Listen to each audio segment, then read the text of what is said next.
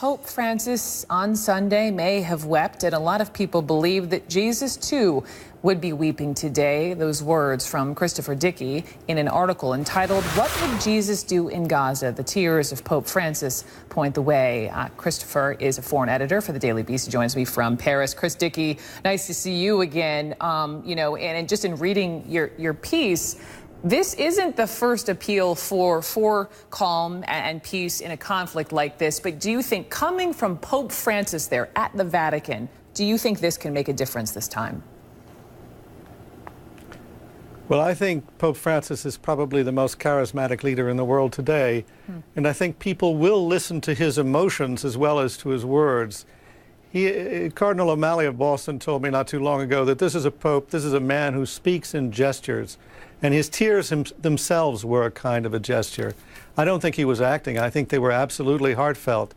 But I think for the Pope, the pontiff, the head of a billion Catholics, to stand up in front of the world and to blink back tears as he talked about children who can no longer smile, who never even learned to smile, I think that that is a message that people do begin to listen to. Maybe not enough people, but I think a lot of people do listen. Let's talk more about the listening, because you write this in the column.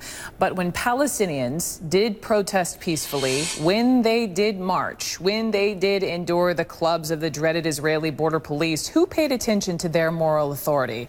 In truth, almost nobody. Not the international press, not the public, and not Obama.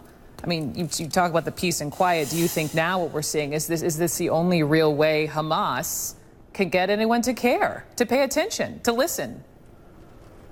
Well, there's a terrible trap there. You have people, you have thousands of Palestinians, maybe millions of Palestinians, who wish that they could protest peacefully and get some kind of result, and yet it hasn't happened. It's never worked for them. Partly it doesn't work for them because there have always been firebrands among them who say, no, we've got to take it to violence. We've got to do something terrible here or nobody will pay attention. I'm not sure that's the case. Just recently, there was a march of 10,000 people on the West Bank in support of the Palestinians of Gaza. Now, if that had not degenerated in violence, if those 10,000 people had sat down and faced off the Israeli troops instead of throwing rocks, having kids throwing rocks at them, creating a situation where the Israelis opened fire on them and could justify opening fire on them, then I think, that might have had a different effect. But it takes enormous moral force to launch those kinds of protests and to pursue them. And it also takes the world paying attention in the way that, frankly, we haven't paid attention. We have seen a lot of children deaths in the Palestinian conflict, in Gaza, for example, and it was the Pope speaking about children when he got emotional on Sunday. And I'm just wondering, Christopher, bigger picture and thinking of previous popes, I mean, how often does the world see a pope weep?